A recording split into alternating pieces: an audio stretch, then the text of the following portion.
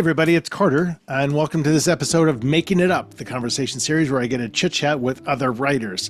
It's interesting, I just saw Mystery Writers of America just came out with a newsletter, and they were talking about podcasts, and you know what, goddammit, mine wasn't even mentioned, but there are different podcasts about interviews with writers, which is exactly what I do. I think maybe mine's a little bit different in the fact that we rarely, if ever, talk about somebody's actual books, especially the book that maybe they were on to promote. Because I'm much more interested in them as people in their writing journey and sharing and kind of talking shop with them. I always think that's fun.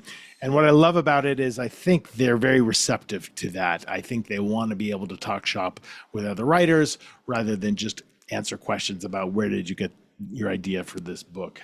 So we usually have a very fun, free-flowing, organic conversation. I don't have any questions planned in advance. I just kind of want to see where the conversation goes. Before I get to today's guest, just a reminder that my company, Unbound Writer, is offering registrations for October 2024 writing retreat and coaching program in Boulder, Colorado. We also offer one-on-one coaching with me, and we have just launched our first 3 online classes. I'm so excited for the online classes because there's different levels of how much money you want to spend on getting writing coaching advice, and be able to watch a class or two. It's an affordable way to kind of dip your toe in the water in terms of learning about craft, learning about writer psychology, learning about things related to the publishing industry that might be helpful for you to know. So you can check all of those things out at my website, unboundwriter.com.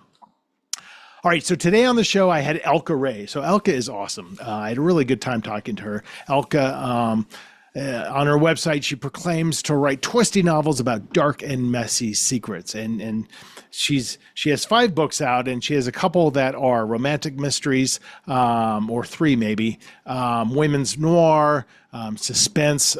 She's kind of listed under a few different genres, but what she kind of the heart of every book that she writes, she says, is there's got to be some kind of mystery. And it doesn't mean that has to be a traditional whodunit kind of mystery. Maybe you know the who at the beginning, but you don't know the why or the when. So just that idea of mystery is very important to her. And she's like me. She's a pantser. She just writes that day what comes to her mind. She's not figuring out an outline what happens next. And just like me, that can get her into a little trouble, but it all comes alive in the editing. She even said, look, I love deleting things. And that's true. When you go through a manuscript, you should be looking to make it tighter. You should be making it more propulsive, especially if you're writing suspense. And that's really where all the magic happens is in the editing. Her latest book, she's got a new book out that just came out in May called A Friend Indeed from Blackstone Publishing. It's a beautiful looking book. It's her first hardcover, which is super exciting. And we talk about kind of the business decisions around hardcover and trade paperback and that kind of a thing. But it looks like a fantastic book, and she's with Blackstone. This is her first book with Blackstone, so she's seen kind of a different level of attention being put on it, and the book itself has gotten a lot of great reviews and a lot of attention. So it's fun to kind of feel like we're all going through kind of these career swings together sometimes with other writers. So you can see Elka's kind of got this level of excitement because she's kind of getting to that next level, and that book's taking off more, and it's very exciting. So, and we made up a dark little story at the end that was based on somebody's actual weird death. So you'll have to listen to the entire show to get to that part. You're going to like this one, friends. This is my conversation with Elka Ray.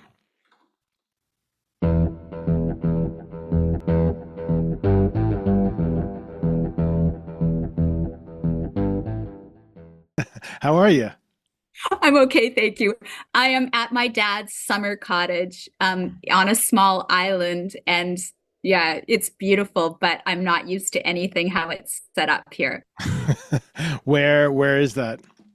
It's the Gulf Islands. So Mm. it's like, the San Juan Islands in the Mm-hmm. States. It's basically right next door to that, but on the Canadian side. How nice. Sounds like a quaint little place for like a murder or something. It really would be. I mean, Yes, hopefully no one related to you, but in general, like you're walking the beach, you see hands sticking out of the sand, that kind of a thing is what I'm talking it's about. definitely that kind of place. Awesome. Do you go there? Is that like a often visit for you? You go there and hang out during the summer? Yeah, it is. It's so I grew up around here and Oh, then try to come back here most summers with my kids. And it's absolutely idyllic, but it would be the perfect place for like a small town murder, like inspired by, I don't know, the community message board gets out of control or something. right, right, right. Or you actually do the murdering just to see what happens and to get a book idea. You, I mean, whatever it takes. Yeah, yeah. Publishing's tough. I'm just saying. Tough market. And there'd be a lot Where, of time in jail. but again, it's not called jail, it's called research.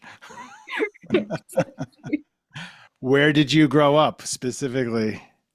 So I grew up on, sort of from the age of 12 onward, I grew up on Vancouver Island, which is It's kind of amazing. the biggest island near here. And then we spent most of our holidays on this little island nearby. Did you have an appreciation as you got into adulthood of like just what kind of an idyllic location you grew up in? Yes and no. I think I did because I had lived in a lot of places before age 12. Oh, Um, okay. I kind of realized that this place was really nice. But I also got out as soon as I could. Is that just because it was small, limited opportunity, or other reasons? Well, I think it was just because, I think that for a lot of people, what's familiar isn't as exciting as places that are wildly different. So I went Yeah. to Asia like after high school Okay. and Right. went backpacking around Asia for 6 months as an 18-year-old, and it totally blew my mind. Oh, Um, that's amazing, and that's such a validation of gap years. My kids both are in college now, and we were fully supportive of the idea of a gap year because, I mean, think about it, like you said, it's life changing. It's how much, yeah. especially when you're traveling internationally, it's such a cultural and spiritual awakening to see like, Mm. oh, things are totally different, and I have an appreciation for the world. So that's amazing. Yeah, no, it really did change the course of my life, like what I studied and Yeah. everything. And wherever kids go, I just think that's bound to sort of happen for them. Usually, it will change things But for it's the. it's wild because as we look back and we think about people we knew in high school, and speaking for myself, I grew up in kind of a Los Angeles suburb. I would say the preponderance of people I went to school with are still in that area, which is not uncommon. That's not to mean that they're untraveled or Mm, anything like that. yeah. But a lot of people, your desire to go to Asia to escape the familiar, I think is probably more uncommon than not because I think a lot of people are scared of that. And then they don't have those experiences and they become rooted Mm, in this is what I know and this is mm. what the world therefore is like. Yeah, no, I think that's true. Um, but I always think like it's actually not that hard. Although looking back, there were a lot of kind of scary, sketchy moments that could have Mhm. gone badly. Right. Um, they didn't. And I just feel like I was so lucky and I had Yeah. so many amazing opportunities because of those chances I took.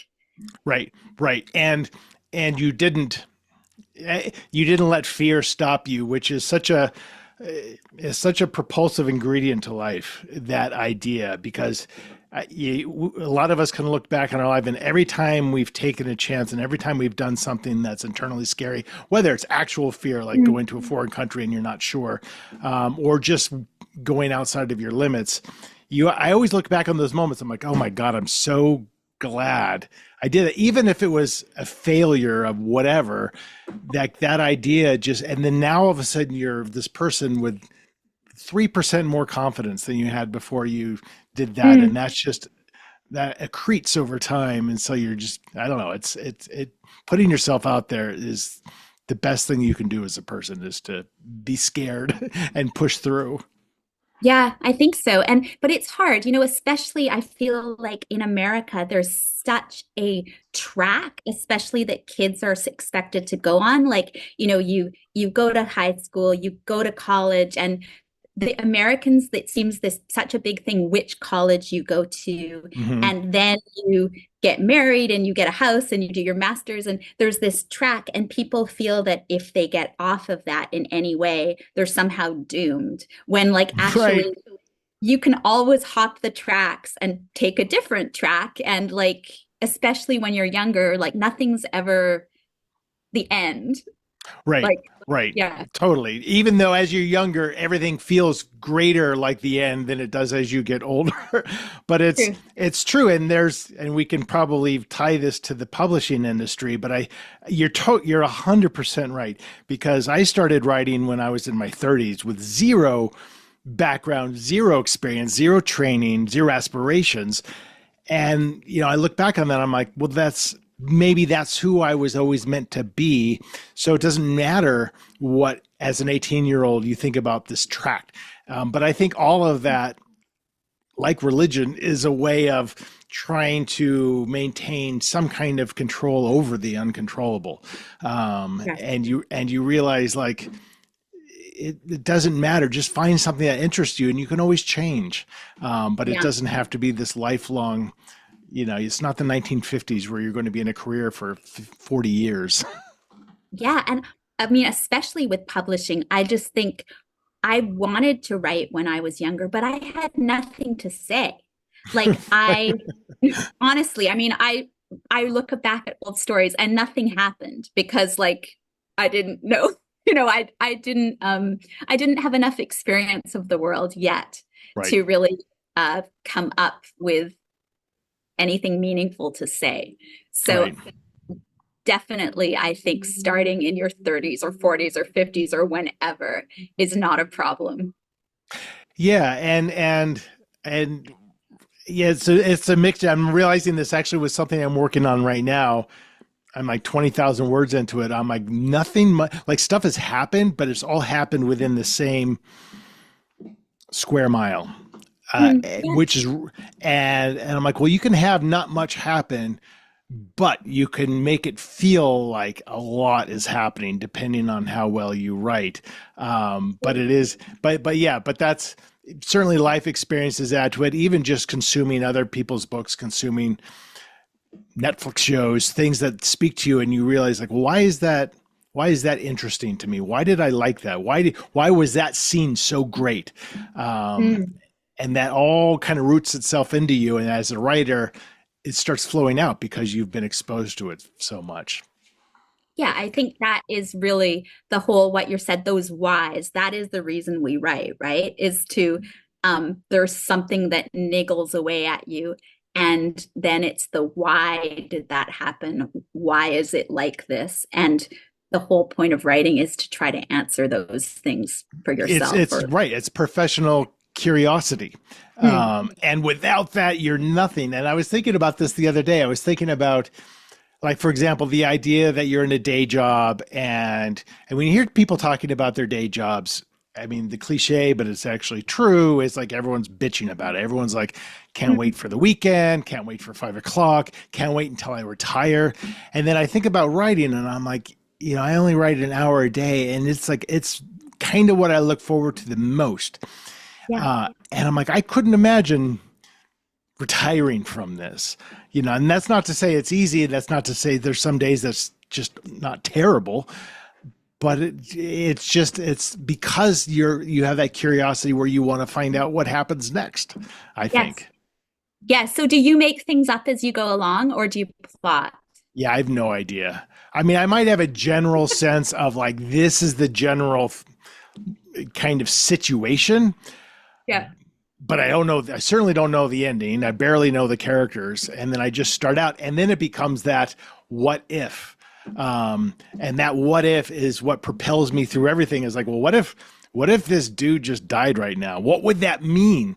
And I'll write that and might go nowhere, but it might be like, oh my God, this changes everything. And I can't plan those what ifs. I can't outline those what ifs. They have to just happen.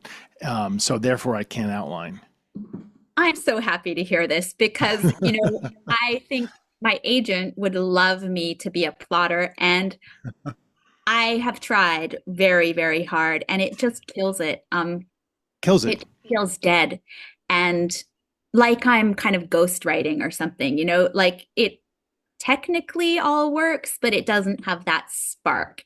And yeah, I guess I just like you, I need those what ifs, and I need that sort of that excitement of not knowing who did it. Right. Right. And then I get to find it's a out great part of the along day. the way. Yeah, but sometimes Well, it doesn't work. and I think it's you're being true to your nature. And I think that's because there are people who outline and that's their nature and that works best for them and they produce the best works from that. Yeah. But for me, even if I outlined, I never know how long chapters are going to be or what's going to happen in a chapter. But if I kind of know like these three things need to happen pretty soon, and as you're writing them, something else pops up in your brain. If you're outlining, I don't know how you turn away from that, because so many times when those things happen, you're like, oh my God, that's so much more interesting than what I had. And I tried outlining once, and literally within, I remember like I outlined maybe the first half, and I opened with this guy driving in the Beltway in DC, and I was trying to establish him as somewhat likable. So I actually had him pull over to help a stranded motorist. That was in the outline. And then I'm writing this, I'm like, there's no way he doesn't get hit by a car. It's rush hour. So he gets hit by a car. Unplanned, and I threw out my outline because I'm like, well, this changes everything, and this is chapter 1, so it's just right. It's impossible. But you have to be true to yourself. So when did you start writing? I guess I was early 30s, and which is now like more than 20 years ago. And yeah, I think I started, but I basically spent like years and years writing a novel that had 3 different agents and never sold. And it will never sell because it was a big mess. But you got agents with them. No, it had some redeeming qualities, but overall it was a big old mess because I didn't know what I was doing. And then I had 2 little kids and I just had no brain power. So I wrote a chick lit novel, which was still a big thing. And it sold, it took me a couple months and sold right away. And then I'm guessing that's maybe a little bit shorter, 60 to 70,000 words, or was it more? I think I don't remember, but it probably 75, but just kind of light, fluffy, like suspenseful romance, but very, very light. But surprisingly, people still write me letters about it, which is really sweet because I always feel very embarrassed about it because it was so sort of light and fluffy. Yeah, but there's nothing wrong with that. I mean, there's and it. I mean, a couple. I forget how many months you said, but it sounded like a short period of time. That's when things just kind of flow out of you like that. That is worth paying attention to because you're like, why was this easy for me? And even if you're writing the lightest content, writing 75,000 words is a lot of work. It is. What it sort of taught me was, at that in my 20s. I was raised by a librarian. So I was reading good, like as in, Nobel Prize winning literary fiction. And so you had that voice in your head the whole time. Yes. And then, life happened. I went through like major trauma and I just realized I didn't want to read anything sad anymore. And literary fiction is by just 90% of it is really, really depressing. So I then started reading suspense. And at least suspense, like, of course, it deals with some heavy things, but there's always a solution. And I just find that super comforting. Yeah. And I love that there's some restoration of order at the end of it, Right. which I love. And so that's pretty much now all I read and also what I write. That's interesting. Well, I mean, I think suspense and thrillers, maybe not by definition, but the way that I view them, are about your protagonist coming to terms with trauma, whether it's trauma from the past that they have to now work through because through a series of events that occur to them, or through trauma that's existential.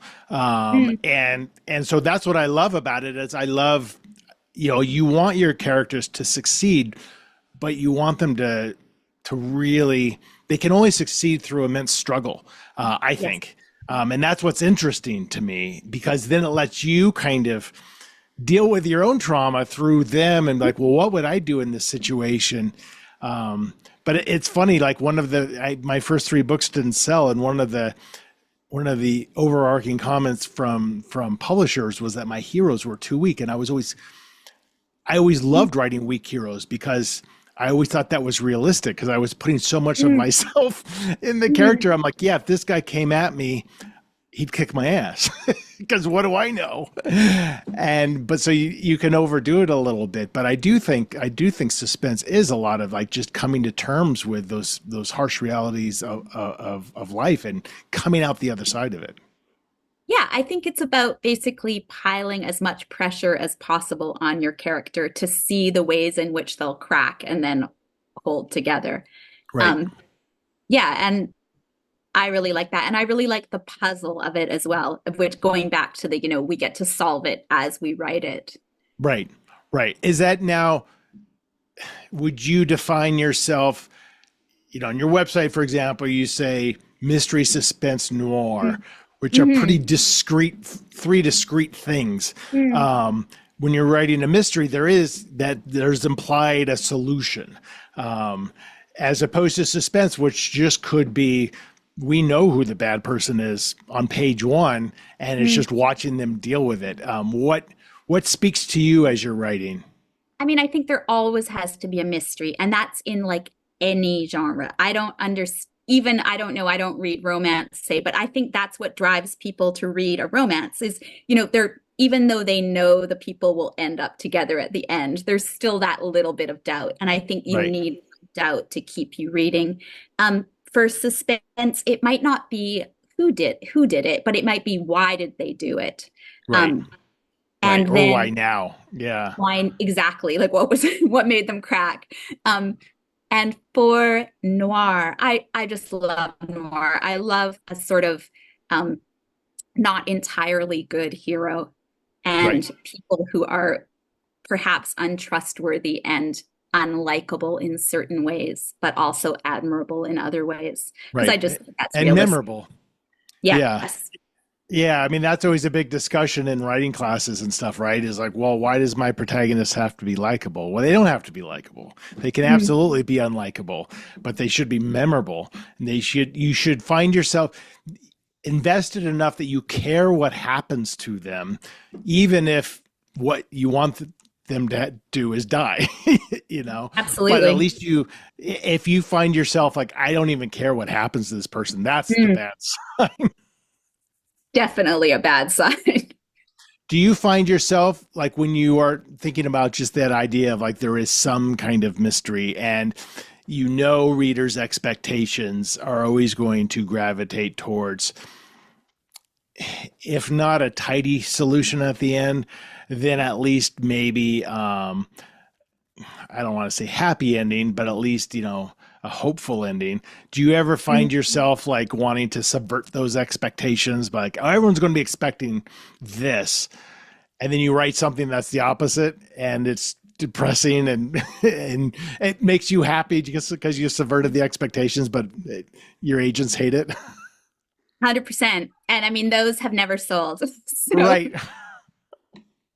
It's funny, isn't it? Because you as a reader, you you want that happy ending.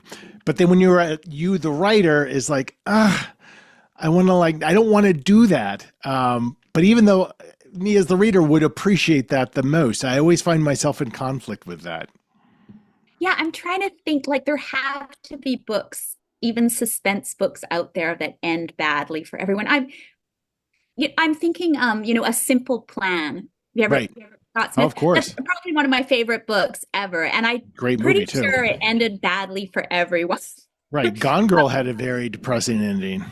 Yeah. Yeah, And right. I love that stuff, or I like very ambiguous endings. And when I tend to write ambiguous endings, and in my mind they're very hopeful, but you don't know what happens. And more often than not, people hate it. But like, Yep. I just don't like being tidy. Yeah, this is something definitely like that every little thing needs to be wrapped up. Like someone you mentioned on page 3 at the end, you need to find out what happened to them. But it's definitely comments that I've gotten back, from my agent or editors. So, Right. Well, yep. that's true. And that's something you learn over time, right? Is like, if you introduce somebody, that they have to have some kind of relevance. If maybe the relevance is just in that scene, but you do forget about a lot of the stuff that happens in the book, and then people point it out to you, and then you start going to addressing everything, and then it feels like you're just doing this massive information dump at the end. Absolutely. And I think that's something you see in a lot of mysteries and suspense and thrillers because it's sort of, I don't want to say a requirement, but it kind of is. Right. Yeah, but how do you do it? Like, that's because you don't want the Scooby-Doo ending where the guy just reveals everything that he was planning to do while he's got the gun pointed at the would-be victim, taking half an hour to do it when he could have just shot them. So you don't want to do that, but you also don't want to just have it be completely vague. So you have to balance it. And that's a very hard thing to do in the vacuum of a writer's mind.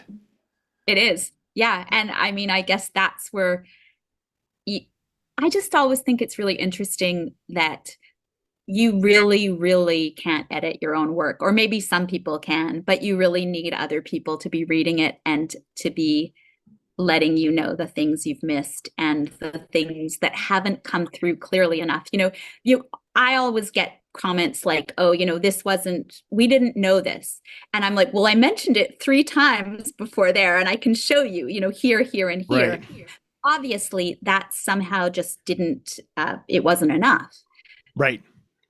And that's a great point to make, actually, for the listeners, is that there's nothing worse than a defensive writer, I think, because I receive your work however I receive your work. And if I'm a trusted reader of your work and somebody that you've grown to appreciate my comments on, then, it doesn't mean no good for you to point out all the times where you mentioned something that I missed, because you're not going to be able to do that with a random reader once your book is out there. So it's got to be as clear as possible. So you didn't do your job right, basically. Exactly. And so how can you change it? Right. And I just think, constructive criticism is an absolute gift. And that was a big turning point for me as a writer, when I kind of started seeing it that way. And people who tell you, oh, it's great, they're not really giving you anything. Whereas the people who have suggestions for how it could be made better, of course, you're not going to listen to every single one because you have to trust your instincts. And sometimes it's just too out there and it's not what you are feeling. But all of that feedback is really, really valuable and worth at least mulling over. 100%. Yeah. And part of the author's job, which is a hard skill to acquire and develop, is to know who to listen to.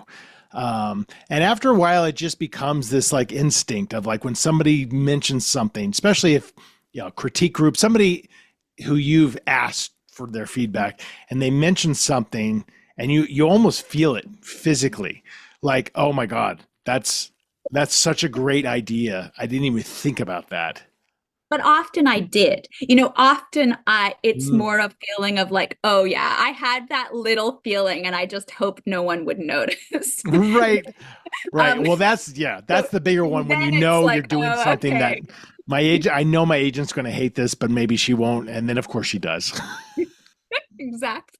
It's trusting your instinct. Yes. So what was you got first published with your chick lit. You moved towards suspense. Were you writing then under the same name? Yeah. I just Yeah. always just written under the same name.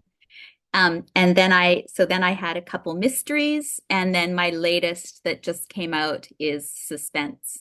Yeah. Um, but I would call it suspense slash women's noir. Yeah. Um, Oh, interesting. Okay. yeah. Yeah, I find like the genre definition so they're so watery. You have no idea, and usually it's the publishers. Like, how are we going to market this? How is the cover?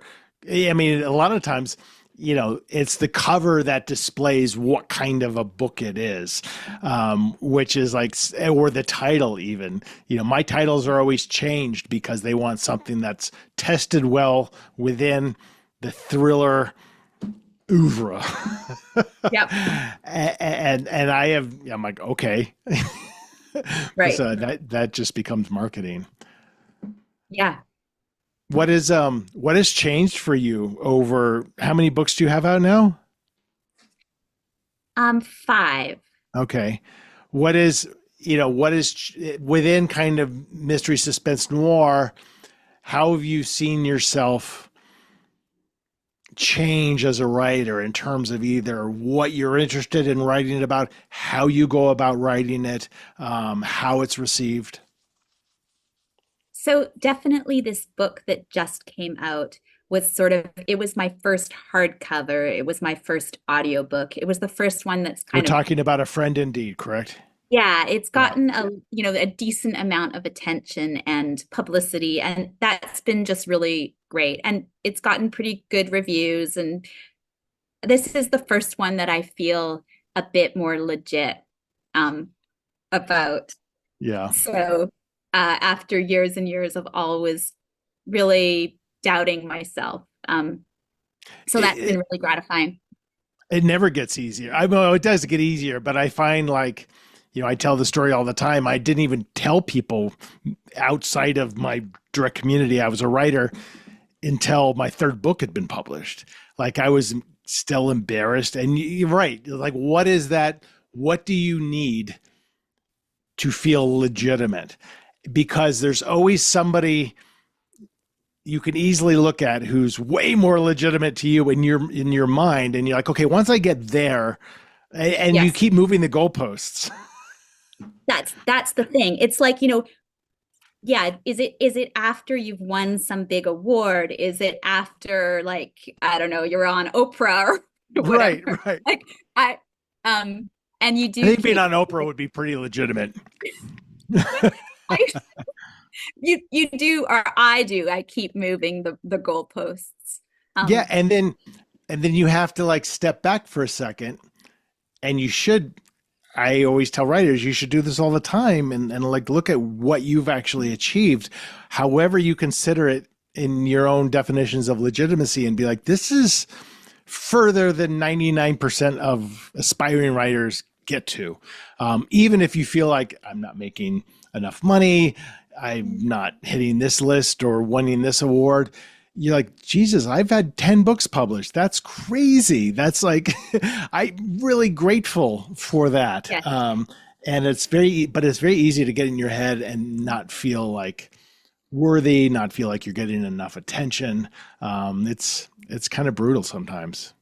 it is. And that is completely self-created, because I'm not looking at other people that way. Uh, just Right. really at myself. And I think that social media is a real double-edged sword for that.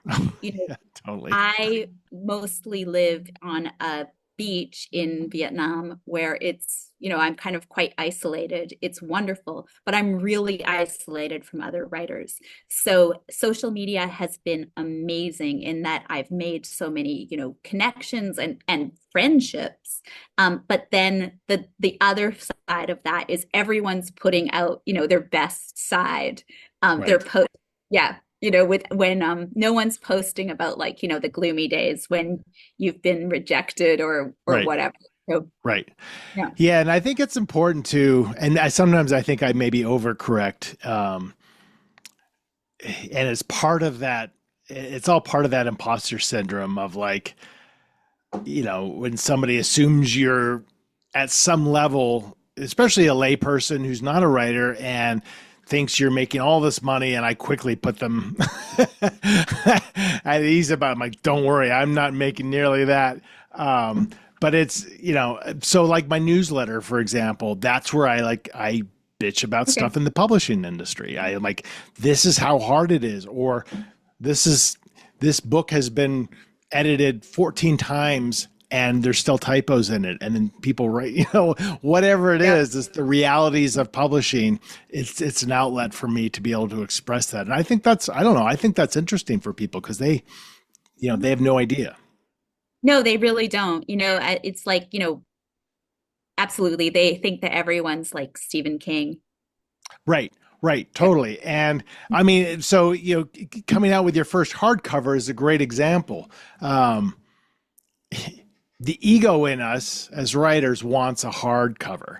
And some of my first books were hardcovers. And then ever since I've been with Source Books, I've been trade paperback. And they're like, you will sell much better because people, it's really hard for people to pay $28.95 unless they really know who you are. And that makes all the sense in the world to me. And of course, my goal is to sell as many copies as possible, Yep. but you still want that hardcover. That's true. I mean, I don't even know the last time I bought a hardcover Right. that wasn't on sale, right? And yet still suddenly it was like, oh wow, that's great. But It's a lot of money. it is completely nobody else cares, Yeah, basically, I except buy me. hardcovers as gifts, and I buy Yeah. hardcovers from friends. Like if their book is out, yeah, of course I'm going to buy your book. But generally, like if I'm just on Amazon looking for a new book to have shipped to me, it's almost never a hardcover unless it's a major sale. But you have to really check your ego as a writer and let the people who are a part of your team do their jobs because they do their jobs better than you could do their jobs. And you have to be a team player, and like, so it's all those decisions make sense somewhere, and you have to know what you can control and what you can't. Like I think of it as like, like race cars. You think of Mhm. the race car and you think of the driver, but then actually it's all those people running out and like changing the The tires pit and I crew, don't know, yeah, filling right. it If up you and didn't have those people, you're not going to nothing win. happens. Yeah. Yeah, that's a great way of putting it. Like, and I do know people who really push back on edits, on covers, on titles, and you get that editorial letter. We talk about this on the podcast a lot. It's horrifying. Like you get this editorial letter, and you if you read it quickly, it's just like, oh my God, I have so much work to do. But if you let it Mm, sit and revisit it the next day, you start to get excited. You're like, this is going to mm, make my book so much better, mm. despite the fact that it's going to take 2 months of work to do this. But I know people who will just be like, nope, my words are perfect. And you have the right. Most authors have the right to just say no to all of that stuff. But Mm. is that who you want to be? I have had books that have received almost no editing, and that is horrible, Yeah. honestly, because it basically tells you that they're so understaffed or underfunded that the editor is there to make you sound smarter and better. Right. And this a friend indeed. I had the most editorial help that I've ever had, and it was just amazing. And I would like to think I've learned a lot from that to like, moving forward. Um, So yeah, if you're getting a lot of editorial feedback, unless it's just really, really goes against your gut, Yeah. then you are so lucky. Which is probably, and those are very rare instances, I think, because look, is this your first book with Blackstone?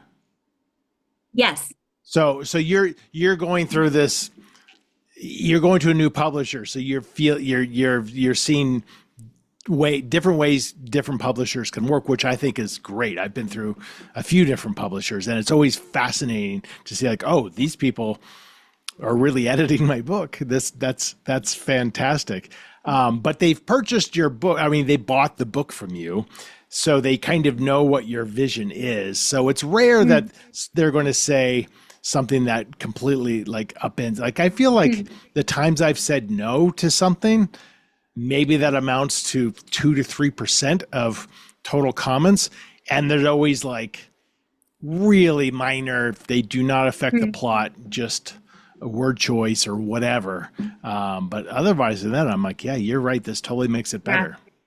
Yeah, I was just so lucky with the editor was a guy named Dana Isaacson, and he was just really great and smart and made me sound a lot smarter. And it was, and the funny thing was that one of the characters in the book is called Dana, um, and so he called himself Good Dana because the character in the book isn't that Oh, that's good. funny. So Do you have another book with Blackstone coming up?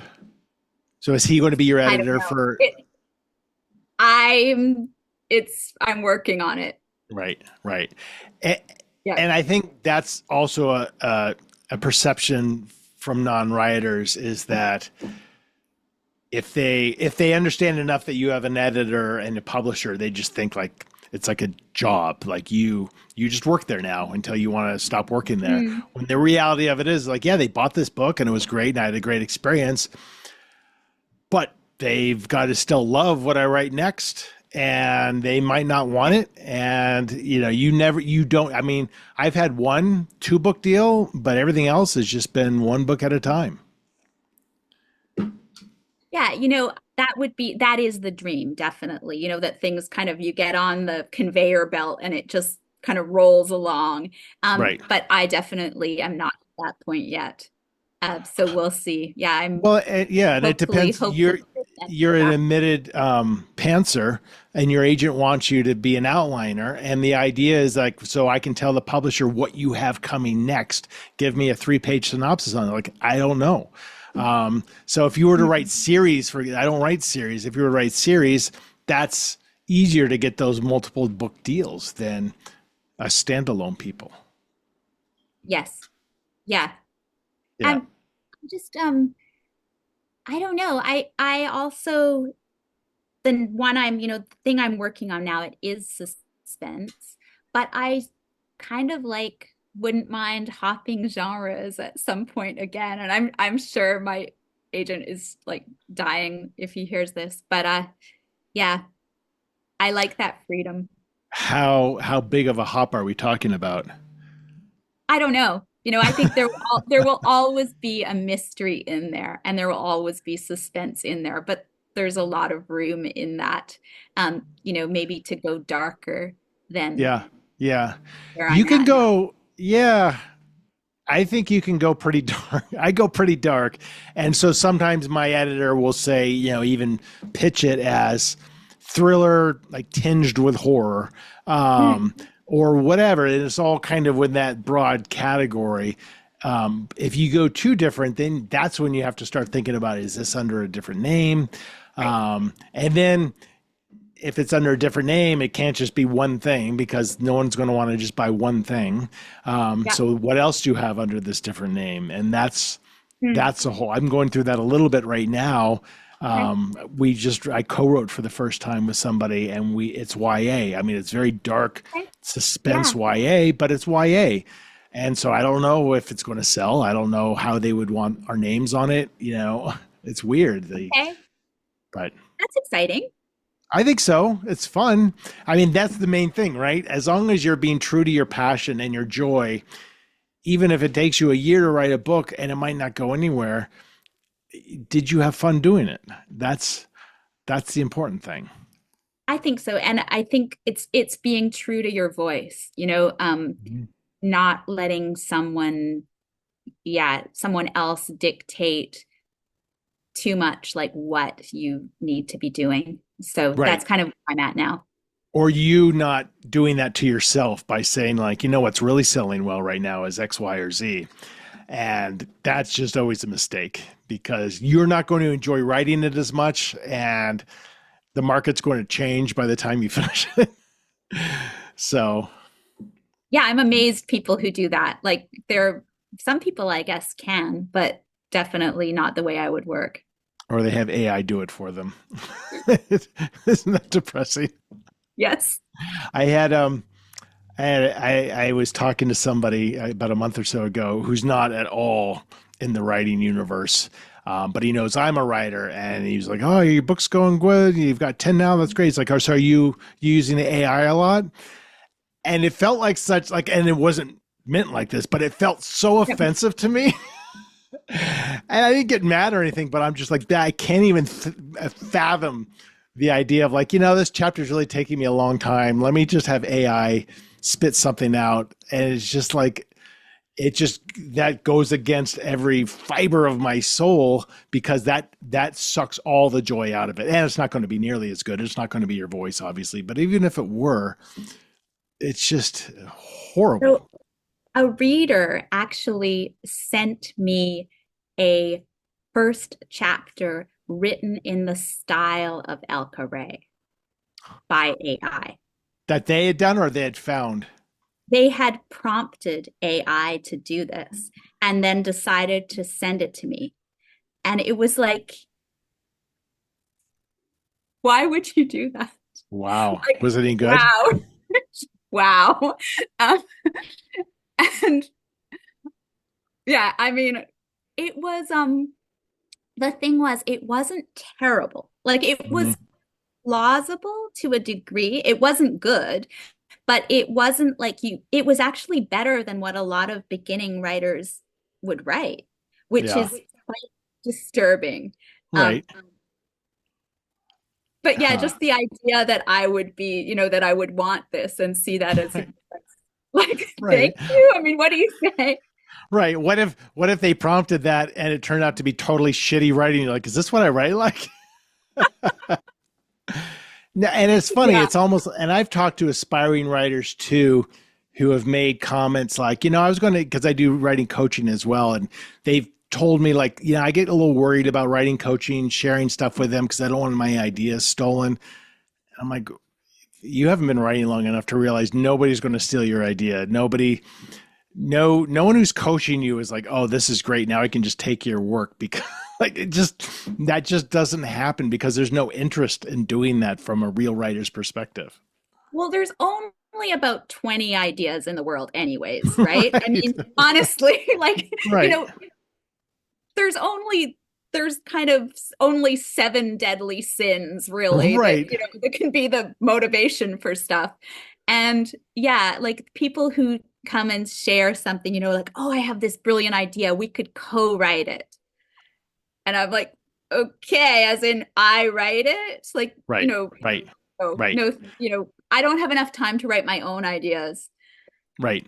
Yeah, but you do run into that. That's so funny you say that because when people find out you're right, it's like, oh, I've always had this great idea. I can give it to you if you want. I'm like, most of the fun comes from thinking of my own ideas. I can't imagine, I mean, in the co-writing, we came up with ideas together, and that was fun because we had Yeah. that relationship and partnership Mm. established.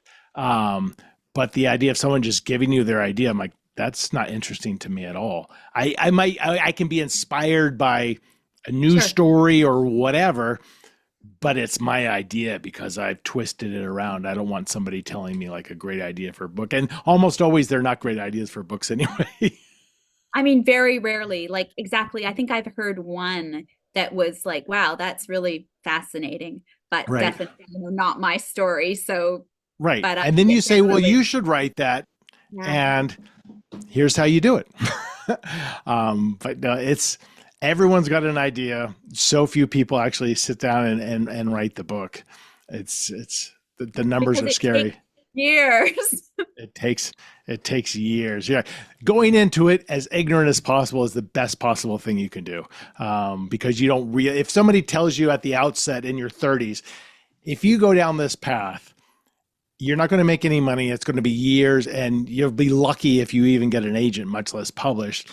Yeah. You might not ever do anything, but just going in blind, just like, God, this is fun. And I know it's not good, but it's fun. And just going through those slings and arrows is a great experience, I think. I think so. And I think that's the whole thing. It's persistence, right? If you stick at it long enough, you will get better. It's like woodwork or whatever. Anything. Anything. I always liken it to working out, like going to the gym for the first time and you're awkward and you don't know how to use the machines and everyone's looking at you and you're sore as hell the next day. That's their first day of writing. True. And then over time you get fit and you might not ever win any competitions, but you feel good about yourself. Yeah. Well, you feel better. yeah, totally. It's funny now, like now when I sit down to write, the physical act of writing flows out of me. If I know what I'm writing about. When I first started, like every sentence, I'm like, I don't know how to make a sentence. I don't know how to do this. I don't know when to end a chapter. I don't know how to describe something. And now that muscle has been built over time. It's not like I'm smarter or more creative than I was. I've just built that muscle. Well, you've developed a voice, right? Right. Like Right. you've developed a style, and it's just easy. Yeah. Yeah. I think as a writer, you're perpetually in search of what comes most natural to you. Yes. And the irony of that is what comes most natural to you takes years to figure out. You would think it would just flow out of you, but it doesn't. It is finding, in my case, finding my voice was synonymous with finding the POV and tense that was most organic for me. And then I'm like, oh, when I wrote that book that first had, first person present tense, I'm like, oh, that just flowed out of me. And I think that's my voice. And I think it's how my brain naturally works. But I spent so many years trying to do what I thought was supposed to be done. I don't know if you have the same. Absolutely. And it's having that, well, it's the classic, if it sounds like writing, rewrite it. Right. That's great. Yeah. That's such a truism. Yeah. Yeah. You can tell when someone's trying way too hard. I mean, definitely. And sometimes, I still do that, especially it takes me a lot of rewrites. I Oh, spend for sure. most of my time writing Yeah. and I go back and the earlier drafts. I spent a lot of years working as a journalist, and I think that was kind Oh, of that's great training. a break, in a way it was, but it's a different style of writing. So, Right. But it is kind of, getting to the point and making sure you're clear. And that really lends itself well to like suspense and mystery, I think. yeah. I love cutting words. It's Me just too. passion. Yeah. Me too. My first draft is always just get it down. I don't even go back and reread anything that I've written. So I forget what I've written a lot of times. Right. There's characters I'm like, oh yeah, what happened to that guy? But almost always my rewrites result in shorter versions of the manuscript because there's just garbage in there. Even if it's a single word here or a paragraph here, it adds up. And I love things tight and lean and just in your face and propulsive. Yeah, same. Oh, 'Cause, people don't have Um, time. yeah, right. That's true. Well, Elka, we're going to wrap up. Before we do, we're going to do a little storytelling on our own. This is the making it up portion of the show where I've selected 3 books, mostly at random from my bookshelf. You're going to choose one of those books. We're going to choose a random sentence from a random page. I'm going to read that sentence, and then that'll be the first. See, you're looking at me like you've no idea about this. No, did you know that this was coming? Scared. I'm scared. Yep. Okay. I don't do well under pressure, but yeah, try No, me. it'll be great. So I'm going to read that sentence, and that's the first sentence, and maybe like a 2-minute long short story. So I'll read that sentence. You give me the next whatever comes to your head, sentence or 2 that happens. I do a sentence or 2, and then after a couple minutes, I'll call it. And it's always a mess, so there's no pressure. Awesome. So I've got 3 very different books. I've got this is a brand new book, Disturbing the Dead by Kelly Armstrong, a Jack the Ripper-esque mystery. I've got a nonfiction book, History's Weirdest Deaths, and a procedural, Strangers in the Night by Peg Tyre. So choose one of those. Let's go with the nonfiction Disturbing Death. All right, this is going to be... So give me a page between 1 and 120. We will go for 78. Okay. So we can do whatever style, whatever you want to do with this. But it's probably going to lend itself to almost like a journalistic kind of a thing.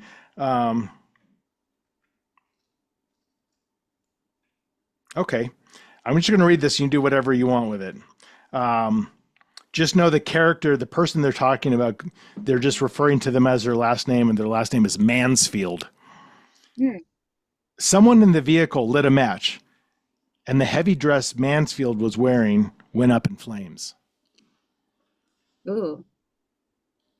So I'm making the next sentence in this Whatever story. you want, yep. Holly Mansfield was drunk. That might have allowed her to be somewhat calm as the flames rose from her thighs and smoke poured around her face. She didn't even scream. Unfortunately for Holly, Buddy, her passenger, proceeded to dump a bottle of vodka onto Holly's lap to douse the flames. It was clear there was no saving Holly. Buddy's only thought was whether or not he would survive, since they were traveling down the highway at 75 miles an hour.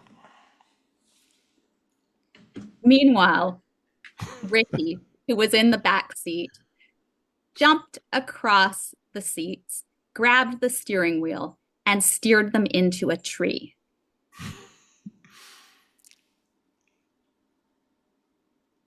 Buddy's last thought before he went through the windshield was a millisecond of gratitude for fresh air.